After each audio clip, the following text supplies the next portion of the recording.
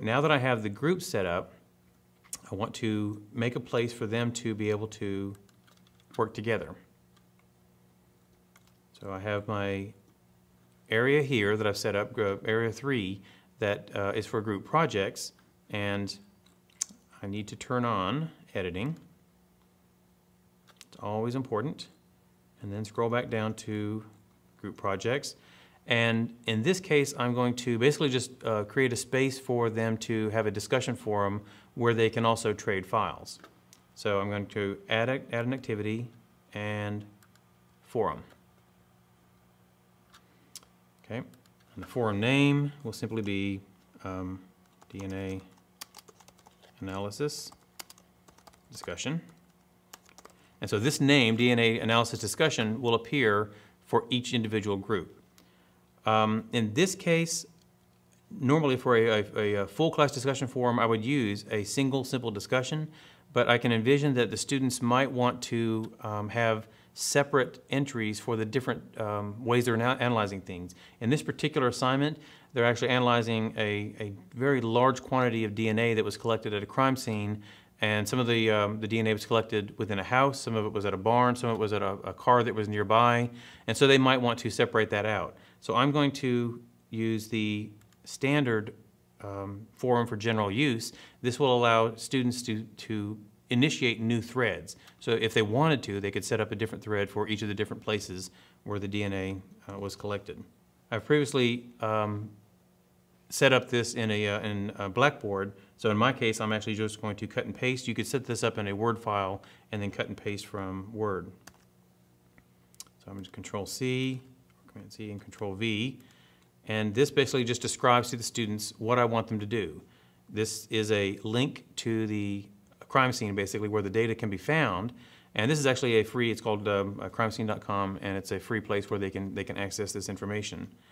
And then I give them a sort of a format for how they should lay the data out when they do the final submission, and other descriptions about what I'm expecting them to do and how I want them to lay it out. I do not want this to be optional. I want them to be forced to subscribe. Basically, I want them to be forced to be part of the discussion. Although, again, generally speaking, that's not a real problem. I'm going to increase the maximum size attachment. Normally, for my discussion forums, I will have a relatively small size of allowed image size. But in this case, they might actually need to download the DNA images, use Paint or something to circle different parts of it and be able to trade back and forth. So I'm going to increase this to 10 megabytes so they can upload a relatively large file size, and in this case up to 9 of them. Other things, basically, as with the discussion forum, I don't want to block the students. Again, this is used if you want to prevent somebody from posting multiple times in a short time frame. So you could set it up such that when somebody posts, then they have to wait 10 minutes before they can post again. But I don't turn that on because I want them to just be able to have as active a discussion as they can. In my case, this is going to be categorized as a group activity in my gradebook, so I want to make sure I select that. It's not critical that you do that up front. You can always go back and do that later on. I'm not going to have the students rating each other in terms of their posting, so I'm going to have ratings turned off. And this is going to be important here. The common module settings, the group mode, it's going to depend on what you want to do, but generally speaking, I'm going to have that as a separate group. And what that means is each of the groups will only be able to see that group's discussion. If you set it up as visible groups, that means all group discussions are visible to all students. So all students will be able to see every other group's discussions as well. And certainly I think there's places for that, but I think it does get a little confusing, especially when I have 3 or 4 students focused on a project that I want them to get done in a certain time period.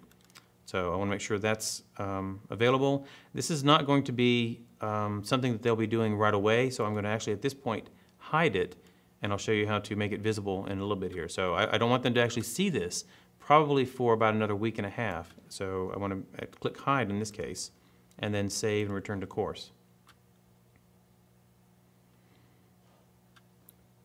And then we can see here's the group project. All of these files that are listed here are for the currently ongoing group project on fingerprint analysis, Down here, you can see faded out is the DNA analysis discussion. When I'm ready for them to do that, you have to just click on the little eyeball here. You can see it sort of looks like a closed eye on these that are all active. They're open. So if I simply click on the closed eye, now it's visible to the students. But again, since I don't really want that to be visible at this point, I'll go ahead and close it again. Okay, let me go ahead and show you what's happening within some of the discussion forums for the currently active fingerprint analysis group. So I'm going to click on the group discussion for the fingerprint project.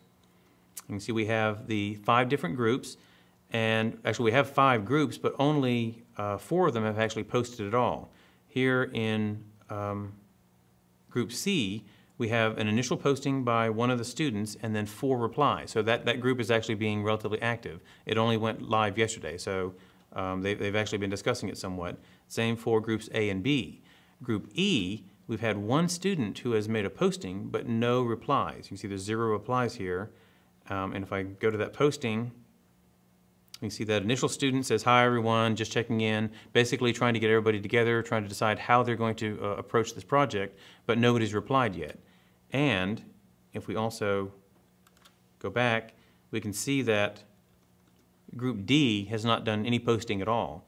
So because this is due in about a 5-day period, and there's always some problems with students getting coordinated, there's some time factors and that sort of thing, I want to make sure that they get started on it. So I'm going to go in and send an email to Group E telling them, hey, this first person has already posted, please respond to them and get started on it. And I need to send a little nudge to Group D as well, because they haven't even started yet and they need to get started on this project. All right, and just one quick note about the group projects, how I use group projects. Basically, in this particular one, you can assign a lot of different things that are associated with it. And so all these files here are associated with the fingerprint project. This is the initial prompt, and then all the evidence in terms of the fingerprints that were collected are within this folder. And then there's subfolders within that show all the different images of the different fingerprints that were collected. So you're not limited to basically just setting up a group and setting up a discussion forum. Of course, you can include whatever information you might need for what they would be doing.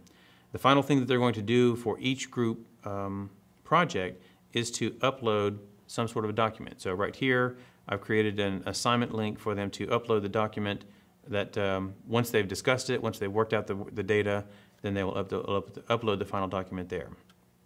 And that's basically how I set up groups and use them for interactive work within an online course.